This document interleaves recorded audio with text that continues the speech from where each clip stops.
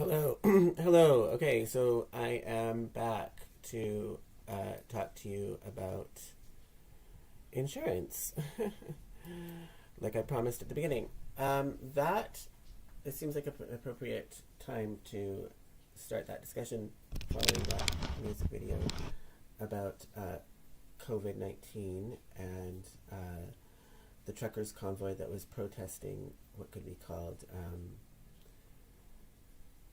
medical tyranny. Okay, and that video is one that I'm the most proud of. It's amazing how much the lyrics of the song resonate with what was going on, and the song was from 20 years, almost 20 years before the pandemic. It's from 2003, uh, American Life album by Madonna. But I mean, it almost seems like it was written for that situation. I mean, it just fits so perfectly. Um, and I've actually been thanked by participants of the truckers convoy on YouTube in the comment section. I mean, I've made various versions of that video for different remixes. I can't remember which one. And so that would have been. I don't think that was a bot or an AI account. That would have been a real person thanking me for that. And so that would have been at a time when my channel was actually getting viewed by people. Okay, so it hasn't always been like how it is now. I am a free speech zone. I remain defiant. And, I got this t-shirt from Vancouver City Councillor, former, she's not anymore, but she used to be a Vancouver City Councillor, Ellen Woodsworth, who is a member of COPE, Coalition of Progressive Electors. So that would be a pretty far left party on the political spectrum. And I was interviewing her for my master's thesis about the redevelopment of the Little Mountain Housing Project in Vancouver, which was a crime against humanity that I exposed in my thesis. And so it was interesting to interview her. I mean, what was going on? Why was it think of that interview? It was right around the time that there was this big news conference from the mayor of Vancouver about Little Mountain, and he made an announcement that it was on the noon news hour. It was like breaking news at noon, that he made an announcement that the remaining tenants who had managed to avoid displacement up to that point from BC Housing, the remaining tenants who were still there were going to be allowed to remain on the site. That was his big announcement. And almost at the same time that he was saying that, that news was being released, in fact, the tenants were given eviction notices. The remaining tenants that were supposedly being allowed to remain on site, big news conference from the mayor, they were actually being given eviction notices as that news conference was happening. It's just outrageous, right? And Ellen Woodsworth, she saw that too. Like, she saw that contradiction play out in real time as well. So it was, I mean, that I would say that would be the value of my interview with her. She kind of just corroborated my take on that. And but she gave me this shirt, which the Cope Party had made up these shirts at that time for the Olympics in Vancouver, the 2010 Winter Olympics, right? This was 2009, 2010. Oh no, when was I interviewing her? I would have interviewed her in the summer of 2010, so it would have been just a few months after the Olympics, but they still had the t-shirts lying around. Okay. And COPE, Far Left Party, they were protesting the fact that the protesters against the Olympics were being limited to free speech zones. But other than that, protest was banned except for these designated zones. And they felt that was a violation of free speech. Free speech should be everywhere, not just restricted to certain zones. And so the COPE, Coalition of Progressive Electors, had these t-shirts made up. was that was a time when I felt very comfortable being on the left, when the left truly did value free speech, unlike today. So, I mean, this T-shirt now, with the passage of time, takes on an additional meaning. It's not just about the value of free speech. It's also, I mean, it just reminds me of how far the left has moved on that issue in such a relatively short time. I mean, 2010 wasn't that long ago, and the left was standing up for free speech, whereas the left is hostile to the concept of free speech 15 years later in 2025. So so that's not what I wanted to talk about, though. I'm using my free speech now to talk about something else. So yeah, the evils of the insurance industry. I've been needing to talk about this for a long time, and I'm not going to be saying this just because I'm a disgruntled former employee of Pacific Blue Cross.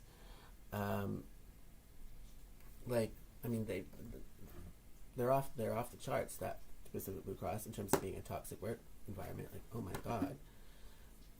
But that's not why I'm saying this, okay? Let me have some water. I mean, should I say about my experience there just to get it out of the way? I'm going to try to summarize it quick.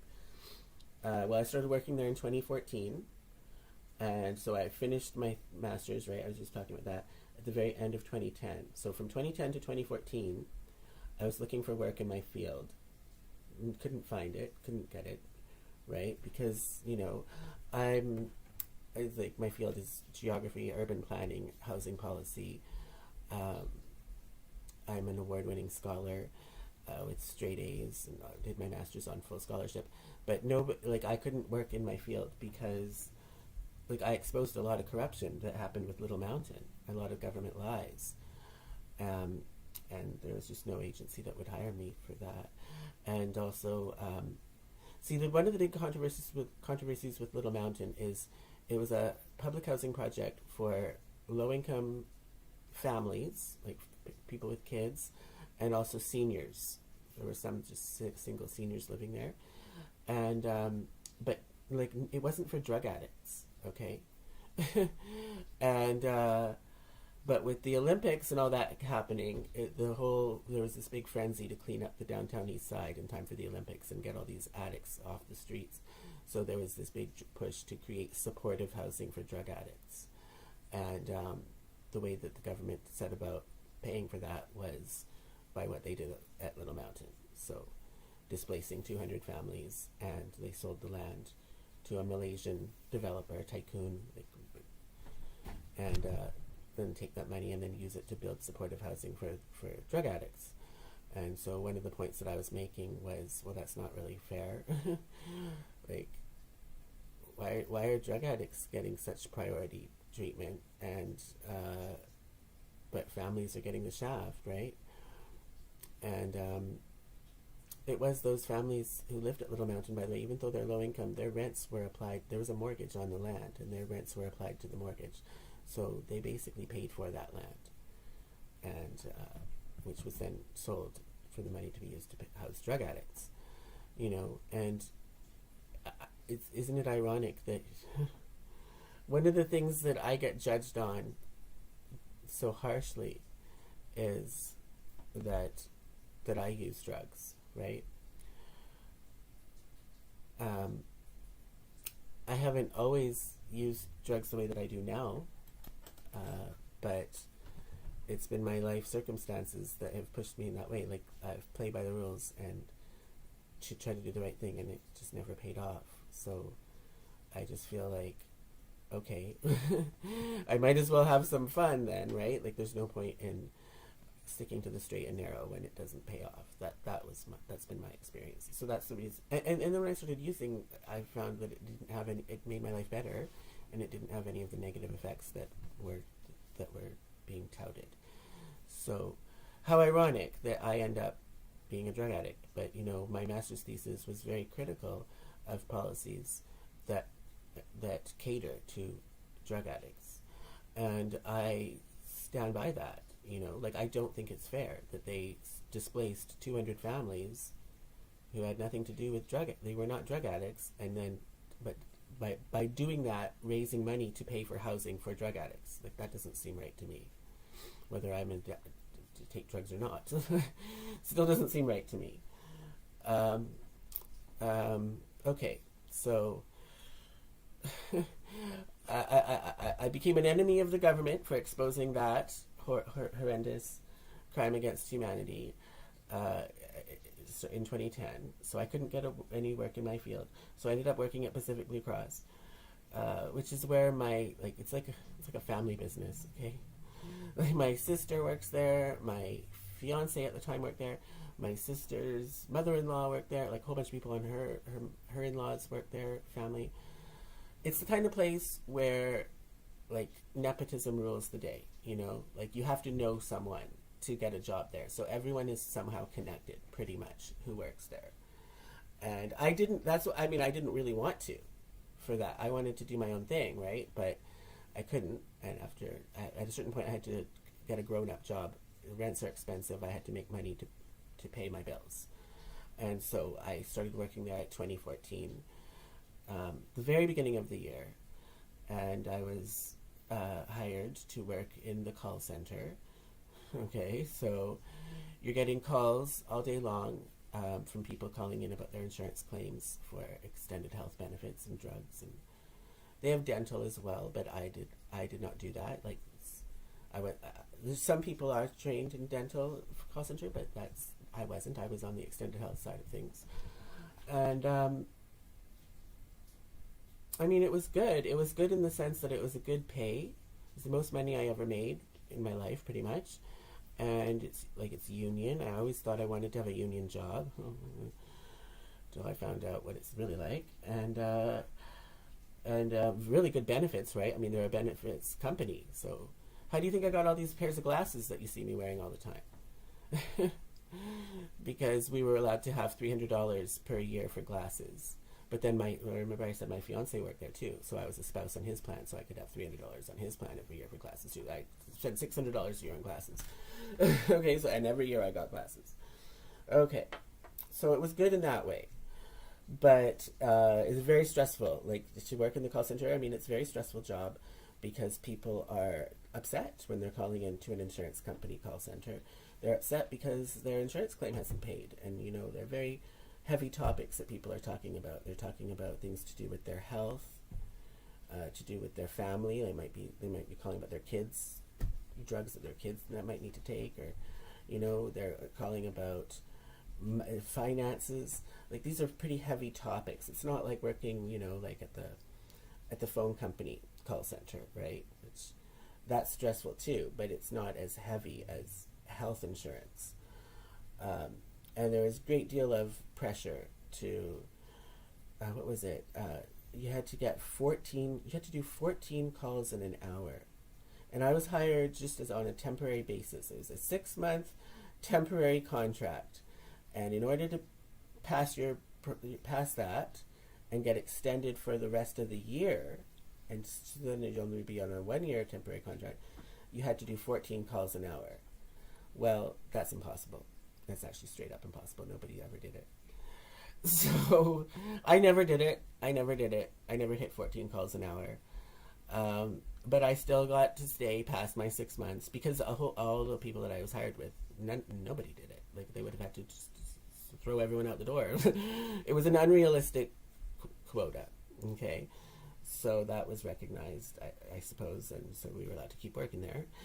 And this was happening also when they were changing their computer systems, really, like a major revamp to their computer systems, and which paved the way for how they do a lot of their claims now, which is through electronic submission. So they were making that transition, and they botched it, right? Like, they screwed it up, and it ended up that they needed even more workers. They were supposed to need less workers as a result of these computer changes, but they actually needed more because of the backlog of work, because of all the screw-ups that they made with their computer programming. Okay, so that was good, though, for me. So then after the 1 year of being on a temporary contract, I got extended past that because of that. Okay. Um, but it was really like I would just have to say bullying was going on. Like this, not properly trained, first of all, and you have a supervisor. Like everybody has a team and a supervisor, a team lead, um, which you rely on a lot because it's complicated stuff. Okay, and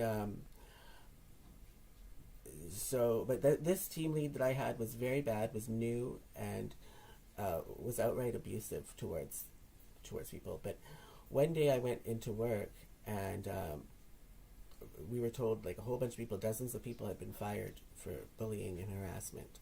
And I thought, oh, well, my supervisor who had been bullying me, I thought, well, he must have been one of them. And it turned out he wasn't. And I was shocked. You mean they fired all these people for bullying, but not him? And there was this internal chat program where you could send chat messages to staff, and he had been, so we communicated that way. And so a lot of the bullying that he was doing was through this chat program, which I saved all these bullying messages.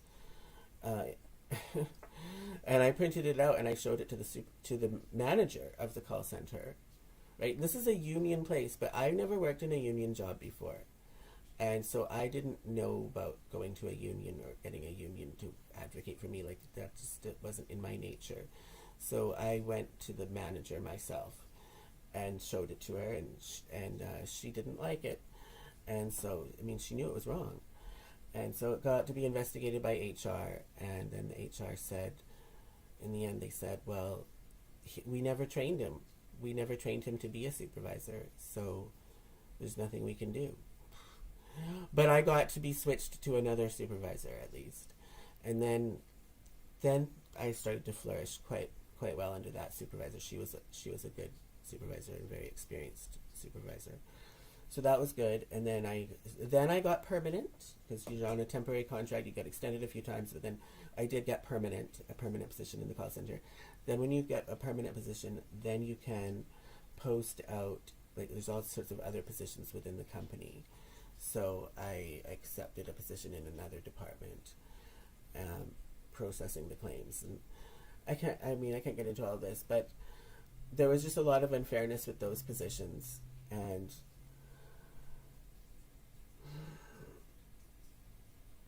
the union is just so bad too. But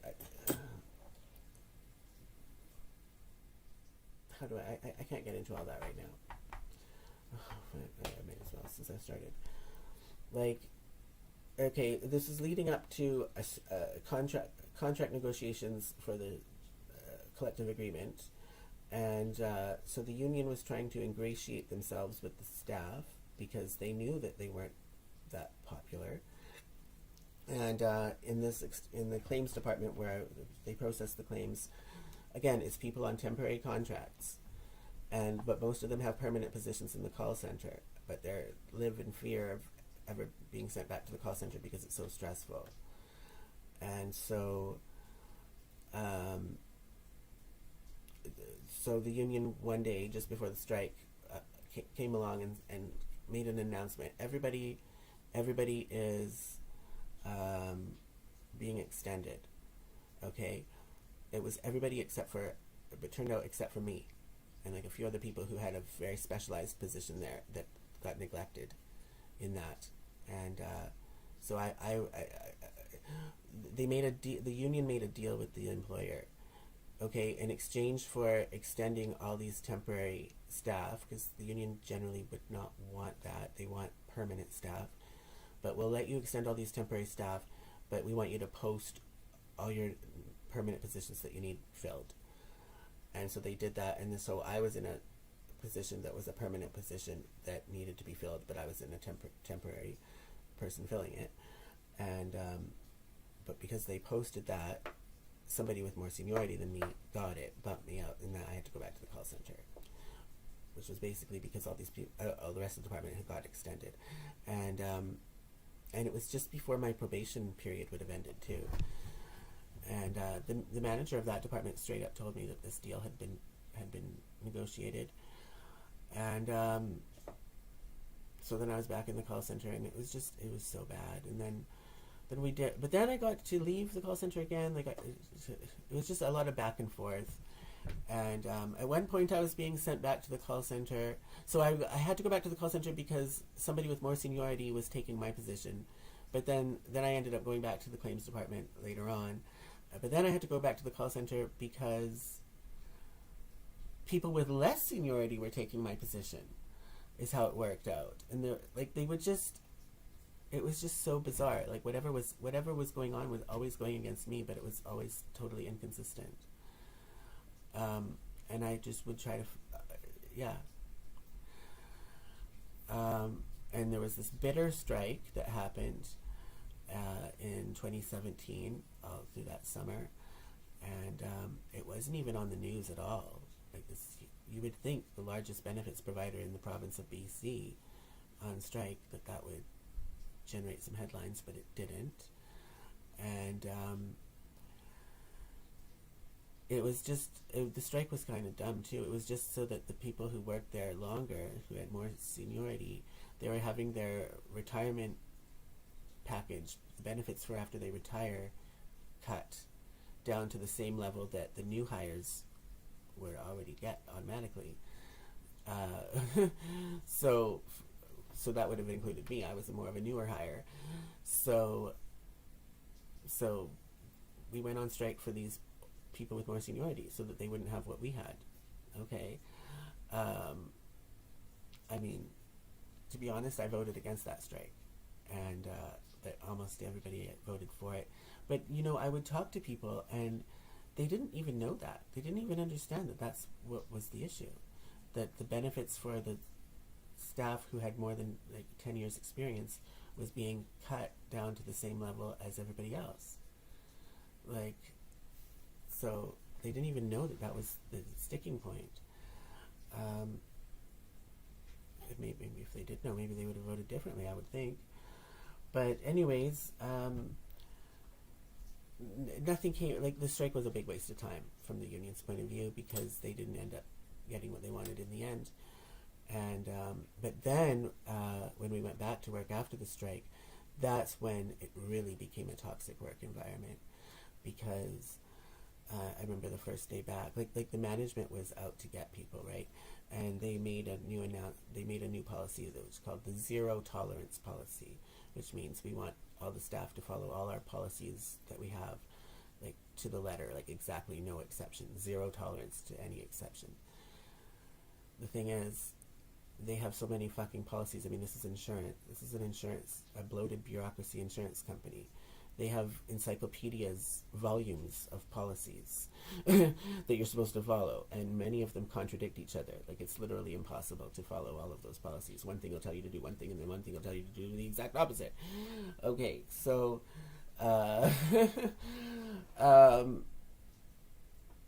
so I mean, yeah. Should I tell about the elevator? Okay, I'll tell about the elevator. So there were all these TV screens, right, on the walls, pumping out corporate propaganda, and one of the big messages was, because it's a big building, right, with 6 floors, and you have to have an elevator pass card to swipe in the elevator to go to wherever you're going, and they didn't want people to swipe their card, right? You swipe your card and push the button to go, and somebody else comes in the elevator, and they want you to, could you press 4 for me, or whatever floor they're going to. They want you to swipe your card and press the floor for them. But, what, they should use their own card. So, but it was just kind of like a social convention. People would do that, and usually it would just be fine. But they were cracking down on that, and they had these TV announcements all over, saying not to do that. Ask the person to swipe their own card. Okay, whatever. So, when I was in the elevator, and these people were in there. Okay, I didn't know who they were. There was 3 of them. The only thing is, okay, there was different colored lanyards. You had a lanyard with your pass, a union logo lanyard if you're in the union, and then there was red lanyards if you were not in the union, like a manager or an exempt staff. So I didn't know who these people were. I just knew that they were not in the union, 3 of them, and they asked me to push a button for whatever floor they were going to, And I just politely said, well, no, I can't do that. It's have to follow the zero tolerance policy, and you have to follow all the policies exactly, and you're supposed to swipe your own pass. And the lady said, well, I do have my pass right here. And it was on her belt buckle, but it was facing the wrong way. It's got her picture on it, but you couldn't see the picture. And that's a violation of zero tolerance, too. And I said, well, it is facing the wrong way. and then I mean, it was only a few seconds. I was only going one floor or something. It was only a few seconds I was in there. And the doors opened up, and I walked off the elevator. And as I was walking off, she said, oh, it's great that you're being so compliant with the policies. Okay. I thought nothing more of it until next week when I was called into the office manager's office that a complaint had been filed against me for bullying and harassment. They considered that bullying and harassment, that I did not swipe my pass and push the button for those people. And I was like, well, look at your messages all on the TV screens. Like, you've been pumping this in our heads not to do that, and now you're calling me out for bullying and harassment? Like, that's crazy. The union president, actually, they don't usually defend you, they don't usually stand up for you, but she did, and that it was the president herself advocated for me in that case. Like, obviously, the manager totally backed down. But then I said in that meeting, well, I should file a bullying and harassment complaint against those people because they're lying. Like, they knew that I wasn't bullying them. That's why the lady said, as I was walking off, well, it's really good that you're being so compliant. Like, she knew what the deal was, that I was complying with the policies. She knew I wasn't bullying, so she was lying, basically. Lying to get me in trouble. That's bullying and harassment right there. So I should file a complaint on her. Yeah, the manager and the union president both said, don't go there. Don't go there, bitch. Because there's 3 of them and there's 1 of you, and they'll all back each other up in their story, and so there's no way you can win that. And then I was like, really? Really? So if you go into the elevator and there's people and they all back each other up with the same story, like, it's a numbers game. Like there's anything could happen, and then but if everybody sticks to the same story, they could destroy another person. I had anxiety. Okay, keep in mind, this is Vancouver, uber political correctness. I had this super anal retentive husband, so I had anxiety. Okay, just generally, and the idea of being in an elevator where people could all lie about you, but as long as they all backed each other up, that lie would stick. That didn't sit well with me. And they didn't want to put cameras in there. They said, you're not allowed to record on your phone. I suggested that would be a way to handle those situations. So after that, I never went in the elevator. I just didn't want to take a chance. I didn't go in the elevator again. Okay, so this is showing you how toxic of a place it is.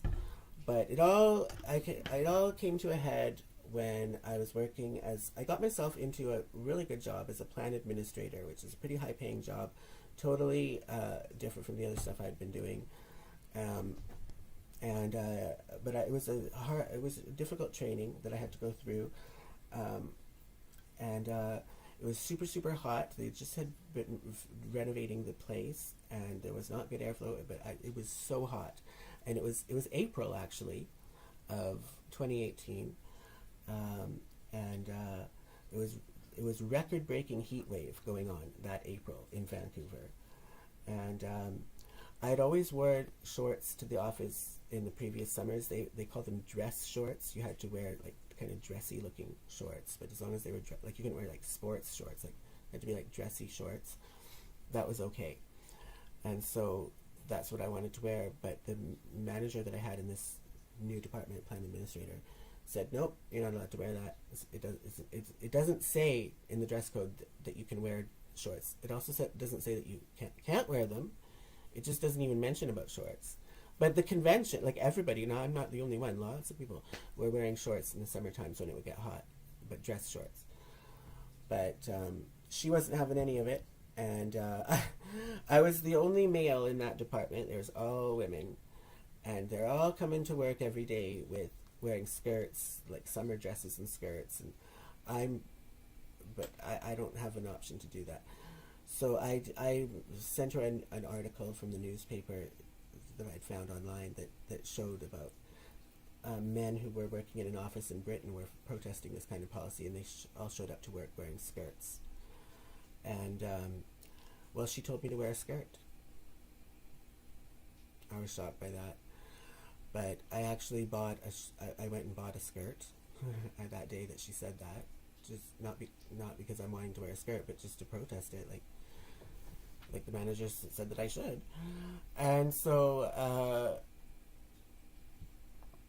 but this is way more involved than I wanted to talk. But I do have gender dysphoria. Okay, um, and I especially struggled with it in my teen years, and I went to a gay and lesbian youth group in Vancouver, and the facilitator as a teenager, and the facilitators there, the adults there, said to us, if you're having these feelings of gender dysphoria, like however you want to handle it is cool. So like if you want to transition, that's okay.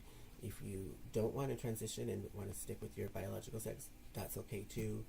If you want to maybe just partially transition, or not physically transition, but still take on pronouns, like however you want to handle it, however far you want to transition, or if you don't want to transition at all, like however you want to handle it is okay, and we support that.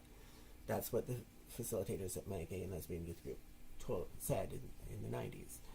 And I thought about it, and I just decided that I wanted to keep with my biological sex, because I thought that even if I started to transition, that I still wouldn't be happy with my body, because even if other people saw me as a woman, when I looked in the mirror, I would see my masculine traits, and that would bother me. So I just thought, whether I transition or not, like I'm going to have to accept my body for what it is. And so I just decided to stick with my biological sex. But that doesn't mean that I don't have gender dysphoria. And actually, since this happened, I have received an official diagnosis from a medical professional that I have gender dysphoria. Okay. So when I was trying on the skirt, not that I was buying to wear to work, because I was literally like sweating my balls off.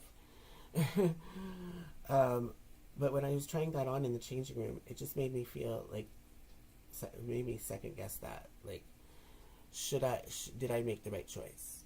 Did I, because it's nice to wear a skirt, it's fun to wear a skirt, and it made me think like, oh, like I've been missing out on wearing skirts all these years through my life. Maybe I should have transitioned. It brought all that back, which I was totally well adjusted to until I put on that skirt in that changing room that day. And so, as it turned out, I never actually wore the skirt to work, though. Like, I went to work the next day, and I had, in my backpack, I had the skirt, and I also had a pair of shorts. And I sent an email saying, okay, well, I'm going to wear whatever you guys let me wear, whether it's a skirt or shorts. And at that point, they backed down, and they let me wear the shorts. So I wore the shorts. But I mean, the damage had been done, because all these people throughout the day were coming up to my desk and wanting to see the skirt, and it was really awkward between me and this manager, and I really wanted to have a good relationship with this manager. Like I said, I was in a new department, plan administrator, and a pretty high level job, and I wanted to do well, and I wanted her to like me, and she was acting so weird and so standoffish. I just felt so awkward around her, and I had these gender dysphoria feelings resurfacing, and so I ended up calling in sick like every day that week. And the way it works there is, if you call in sick every day for a week, you're automatically on short-term disability. So I went off I was on short-term disability, and the union called me and said, well, we think you should anyways. We think you should go off on disability. We think you're stressed out. And I was like, okay, all right. And I've been off work on disability ever since. And and the first day that I was off on disability, like they sent an email, company-wide email, new dress code, everyone's allowed to wear shorts. So I did that. Okay. And my career had to be sacrificed in order to achieve that. And so that's what's happened, right? It's so ironic here in Kamloops. Like, people look at me like I'm this effeminate. Like, I get a lot of homophobia and judgment for being effeminate, but like, really, I was standing up for men to be able to wear to not have to wear a skirt, to wear shorts, and I was successful in it, getting the policy changed. Okay, so you get the idea. Like, it's a very crazy, regimented workplace. One, and I didn't necessarily even have the worst of it. One woman that I worked with committed suicide. She was that stressed out. I mean, Pacific Blue Cross is off the charts. It really is. Some people have it great. Yeah, the people who have loads and like decades worth of seniority, they can do whatever the fuck they want. They flout the rules. They think it's a big joke to them. But for the newer people who like were put through so many, have to jump through so many hoops and so many probations and always on temporary contracts and all that, it's a very horrible, very stressful place. And it's especially bad in the call center. I've said for a long time that the call center should have at Pacific Blue Cross should have a totally separate union, just like how it is with TransLink. Like the transit system in Vancouver, like they have a call center too, but the call center is a separate union from the rest of the transit, and I think that's how it should be at Pacific Blue Cross too, because shit rolls downhill in this union, and the bottom of the hill is the call center, and the call center just gets crapped on so much, and they're getting crapped on the phone by the customers too. So they're just getting it from all ends, and it's a very, very, very, very stressful place.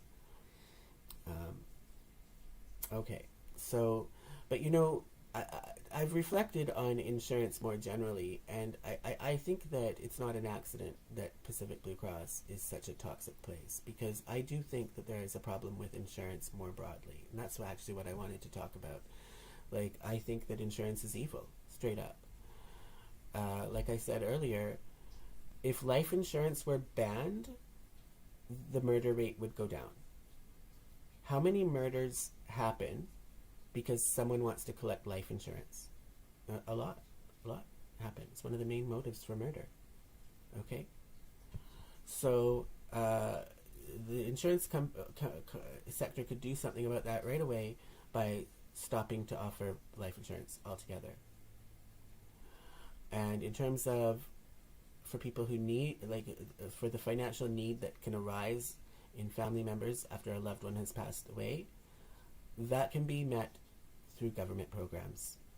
I mean, I think that would be better, because at least with government programs, there's no incentive for murder. So that. But why else do I think insurance is evil? Okay, anything that is covered by insurance is automatically more expensive. Okay? So, the United States has an excellent healthcare system, way better than Canada's, right? In terms of, like, Canada's pretty bad wait times, and But the one thing negative about the U.S. system is very expensive. It's a great system for those who have it, but it's very expensive. Why is healthcare so expensive in the United States, you ask? I'll tell you why. Because it's private insurance is what's paying the bill there. Let's look at Canada.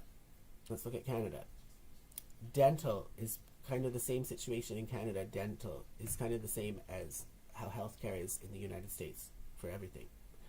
So in Canada, we have a public system for healthcare, right? But not for dental, or at least not until recently. Dental is not covered by the medical system in Canada. Okay, so if you're going to get your cavity filled or whatever it is, and your teeth fixed, you have to pay out of pocket, or you have to have dental benefits, dental insurance, which Pacific Blue Cross offers that too, right? So the amount that these dentists charge is based on the fee guides that the insurance companies put out. So that's what they pay. That's what the dentists charge, is what they know the insurance will be willing to pay. So, but for people who don't have insurance, who don't have the luxury of working in a union job, and who don't have dental benefits, they're going to have to pay for their dental care just out of their own money. They can't afford that. They can't afford the same kind of rates that an insurance company can afford. So it ends up driving up the costs of services, because these providers will bill based on what the insurance companies will pay. But for those who don't have insurance, they're left in the lurch. And I could just see that so clearly when I worked at Pacific Blue Cross, because there's some things that we would handle there, like we would handle ministry stuff, like people on welfare who are getting their glasses or getting their eye exams. Like they think welfare just covers it. Well, who do you think welfare bills Pacific Blue Cross? But anything that is covered by that's from the government is way cheaper. Like what would be paid for a ministry optical is way less than somebody who's not from the ministry. So where does that also come in? That might not even be the best example. With drugs too, prescription drugs. Yeah, like drugs that are covered by the BC Pharmacare public system are way cheaper than those that are not, and that you need to have, pretty much need to have extended health benefits for, unless you're going to pay out of pocket, but that's going to be really a big expense out of pocket. So, but if it's something that's covered by the public system, it's always way cheaper, because the government doesn't fuck around. The government doesn't pay exorbitant bills to pharmacies or to dentists. The government's like, fuck that, bitch. You're going to lower your costs. That's basically what happens. Whereas the insurance will pay some huge amount. And so that is why healthcare costs so much as it does in the United States, because it's all through private insurance. Now, I'm not saying it's ideal to have everything from the government. There's pros and cons to both. But definitely one of the cons with the insurance way of doing things is it drives up the cost. Absolutely. And so I think it should be stated. Because how much is that causing a negative impact on people? And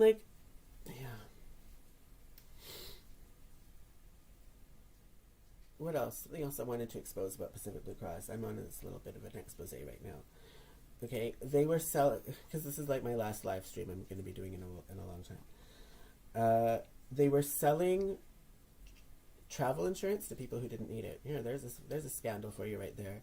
There's a scandal for you there. That should be a class action lawsuit. So, like I said, I worked in the call center. That's the call center. They have two call centers, two totally separate call centers. Pacific Blue Cross. They have the call center I was in, where people are calling in to talk about their insurance claims, okay? But they have another call center where people call in to buy travel insurance. So if you're going on a vacation somewhere and you want to make sure that you're going to have if there's an emergency while you're out of the country, if you have to go to the hospital or whatever it is on vacation, when you're on vacation, that would be covered, okay? So people that's what they buy travel insurance for. And that's a separate call center that does that and that sells them that travel insurance. But a lot of times, the people who are calling in to buy this travel insurance, they already have coverage through their extended health benefits, through their job. If you're working in a good job or something and you've got health benefits part of your job, chances are that those health benefits that you have through your job includes travel coverage. But the two separate call centers at Pacific Blue Cross don't communicate with each other. So the people who are selling the travel insurance, they don't see that. They don't ever get to see that. They don't see what somebody's existing coverage is. And the call center that does see what somebody's existing coverage is, like that would be one of the questions that you would get working in the call center that I was from. Like people would call in and ask, well, what's my travel coverage? We can see that, yeah. And but we don't sell travel insurance. Like if somebody's calling about that, we transfer you to that other call center. So they're totally separated call centers, and because of that, there's all these people who are ending up buying travel insurance because if they just call the travel insurance call center, they never call the other one. They don't know what their coverage is. They're buying travel insurance that they don't fucking need because it's already covered through their existing health insurance. And it's happening a lot. It's happening a lot. And so isn't that a scandal? Don't you think that's not fair? That doesn't seem right.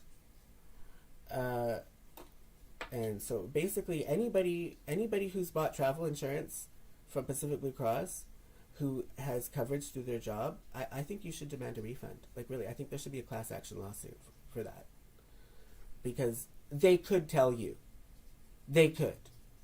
If they I'm sure that's not an accident, the way that they have those two call centers separated like that.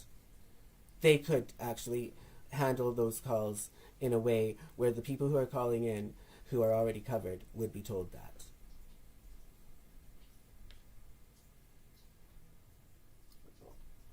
All right. I'm a free speech zone, and so I'm exercising it right now.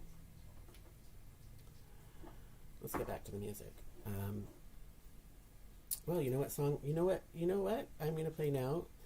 It's all Madonna today in this prayer stream.